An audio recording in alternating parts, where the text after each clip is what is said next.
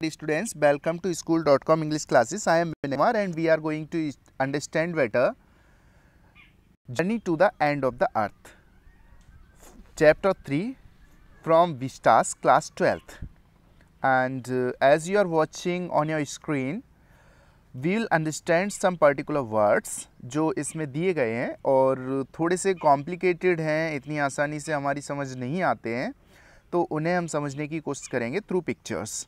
ये जो चैप्टर है इसमें ऐसे कुछ वर्ड्स इंक्लूड हैं जो हमारी डेली लाइफ से कनेक्ट नहीं करते हैं, तो उन्हें अगर हम एक बार पिक्चर्स में देख लेंगे तो वो हमारे माइंड में एकदम छप जाएंगे और क्लियर हो जाएंगे कि किस तरीके से ये सारी चीज़ें जो हैं आगे हम डिस्क्राइब करने वाले हैं। जो भी आपको डिस्क्राइब किए हैं, जो कुछ ही हमने आपको बताया है, वो यहाँ से आप अच्छी तरीके से समझ सकते हो।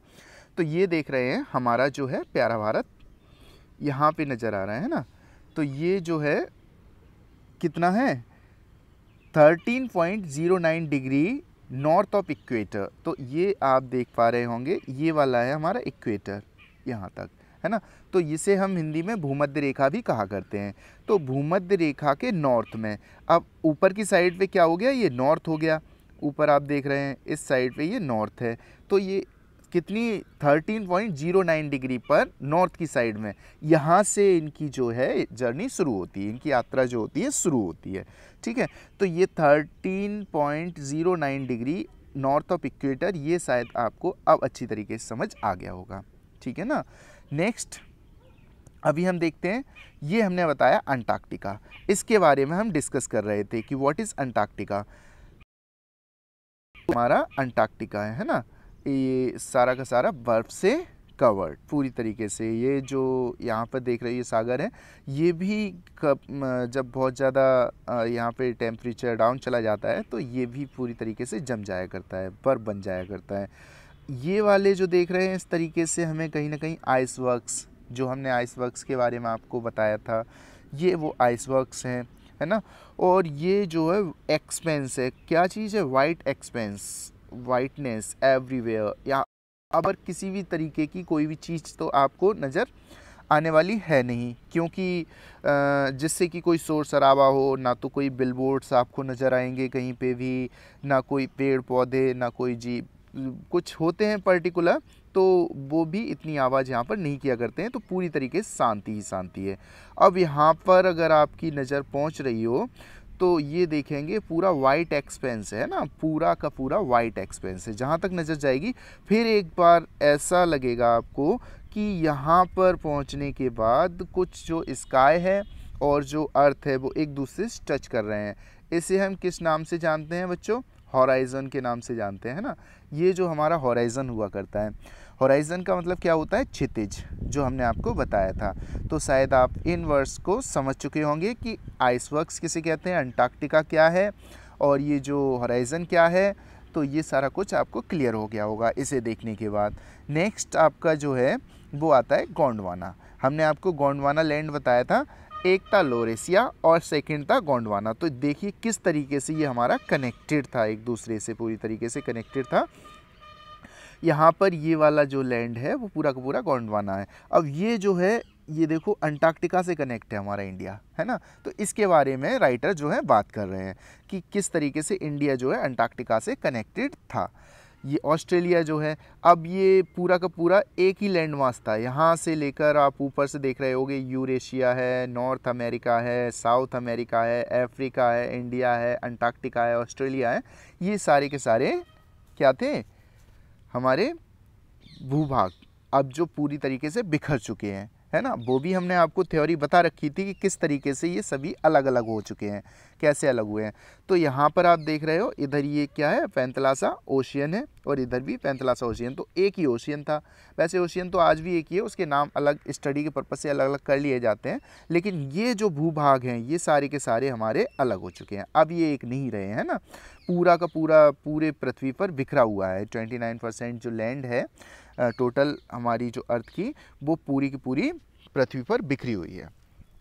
तो ये जो भारत है अंटार्कटिका से जुड़ा हुआ था किसी भी टाइम पे, इसके बारे में राइटर जो थे बात कर रहे थे कि इस चीज़ का एक्सपीरियंस अगर हमें करना हो तो हमें कहाँ जाना होगा, अंटार्कटिका पर। तो ये सारी चीज़ें हम जब देखा करते हैं थोड़ा सा हमें स्ट्रेंज लगा कर, थोड़ा सा नहीं बहुत ज़्यादा स्ट्रेंज लगा करता है, किस तरीके से हमारा जो ये सब कुछ रहा होगा किसी भी ज़माने में किसी भी टाइम पर, और आज हम किस सिचुएशन में आ चुके हैं, है ना। तो ये शायद देखकर आप अच्छी तरीके से समझ पा रहे होंगे। This is the Gondwana range. And next जो पार्ट आप देख रहे हैं यहाँ पे, ये वाला जो है ऊपर वाला, इधर ये लॉरेशिया के नाम से जाना जाता था, है ना। तो 2 पार्ट्स में हमारा पूरा का पूरा जो अर्थ था वो डिवाइडेड था, और डिवाइडेड नहीं था, वो भी कनेक्ट था। नेक्स्ट अभी हम आपको ये समझाने वाले थे कि कॉर्डेलियन फोर्स क्या होते हैं।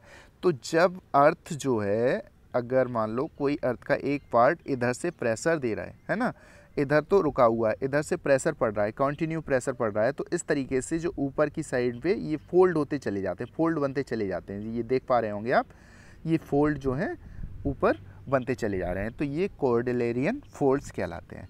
ये शायद आपको अच्छी तरीके से समझ में आ गया होगा, है ना। कॉर्डेलियन फोल्ड्स, ये प्री कैम्ब्रियन एज की बात कर रहे हैं हम। प्री कैम्ब्रियन एज जो है एक बहुत लंबा टाइम रहा था, देखेंगे ये कॉर्डेलियन फोल्ड्स आपको अच्छे से शायद समझ में आ गए होंगे किस तरीके से ये बना करते हैं। नेक्स्ट ये है आपका हिमालय, और ये जो है किसकी देन है, कॉर्डेलियन फोर्स की ही देन है। कॉर्डेलियन फोर्स, ये जो ऊपर वाला आपने देखा इस तरीके से ये प्रेशर पड़ता रहा, कंटिन्यू प्रेशर पड़ता रहा, है ना, और ये भूभाग नीचे समाता रहा, कुछ भूभाग ऊपर उठता रहा, तो उठते उठते क्या बन गया, आज हिमालयाज़ बन गया इस तरीके से। अब जब ऊपर को उठता जाता है तो ऊपर जो टेम्परेचर कम होता जाता है और इसके ऊपर बर्फ़ बनती जाती है। तो ये आप शायद देखकर बहुत अच्छी तरीके से समझ पा रहे होंगे। नेक्स्ट आपका ग्रेनाइट शील्ड्स के बारे में बताया था। तो ये ग्रेनाइट शील्ड्स जो पहाड़ियाँ हैं वो किस तरीके की हैं, वो इस तरीके की होंगी। ये ग्रेनाइट शील्ड्स हैं जो कहाँ पे पाई जाती हैं, हमारी अंटार्कटिका पर ग्रेनाइट शील्ड होंगी।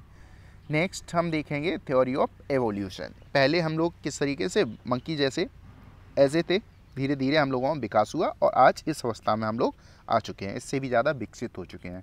It is called the theory of evolution, है ना, शायद समझ पा रहे होंगे। नेक्स्ट है थ्योरी ऑफ एक्सटिंक्शन। तो थ्योरी ऑफ एक्सटिंक्शन हमने एक इस तरीके की स्टोरी आपको बताई थी कि जब भी ये मैमथ्स इस पृथ्वी पर रहा करते थे तो बहुत ज़्यादा लंबे टाइम तक ये रहे, 500 मिलियन ईयर्स ऑलमोस्ट, तो बहुत लंबा टाइम हो गया।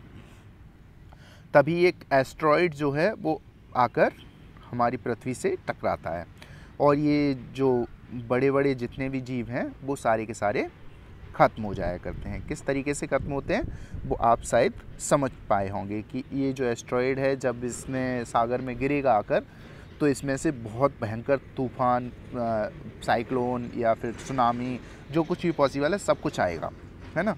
और ये जितने भी जीव यहाँ पर आप देख रहे हो, इनके सर्वाइवल के लिए जो भी चीज़ें थी फ्लोरा एंड फौना को सब कुछ ख़त्म कर देंगे, सब खत्म हो जाएगा, और फिर धीरे धीरे ये जो जीव हैं इनका एक्सटिंक्शन हो जाएगा, इनका भी पूरी तरीके से विलुप्त हो जाएंगे। इस जो पृथ्वी पर किसी भी ज़माने में पाए जाते थे अब ये नहीं पाए जाएंगे। तो ये कहीं ना कहीं रहे तो हैं, डेफिनेट रहे हैं, क्योंकि अभी आपने देखा होगा बहुत सारी ऐसे जो इनके स्केलेटन वगैरह, जो कंकाल वगैरह खोजे जा रहे हैं, बहुत सारी जगहों से इनके स्केलेटन निकला करते हैं।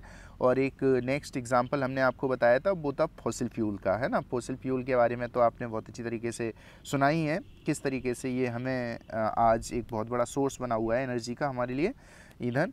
तो ये सारी जो थ्योरीज़ हैं एक दूसरे से कनेक्टेड हैं, और इस चैप्टर को समझने के लिए ये सारी चीज़ें आपको जानना बहुत आवश्यक था। तो इससे आप बहुत अच्छी तरीके से समझ चुके होंगे।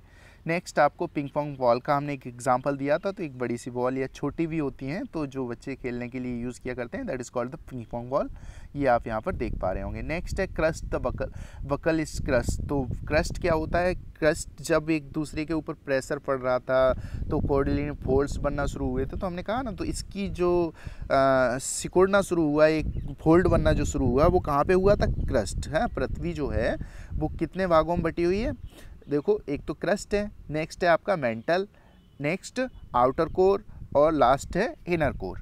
तो ये इसके बारे में हमने बात की थी ना। ऊपर वाला जो हिस्सा है वो क्या होता चला गया, फोल्ड होता चला गया, फोल्ड होता चला गया, और फिर क्या बन गया, हमारा हिमालय जैसा इतना ऊंचा पर्वत, है ना। तो पूरी जो हिमालय पर्वत श्रेणी बनी है।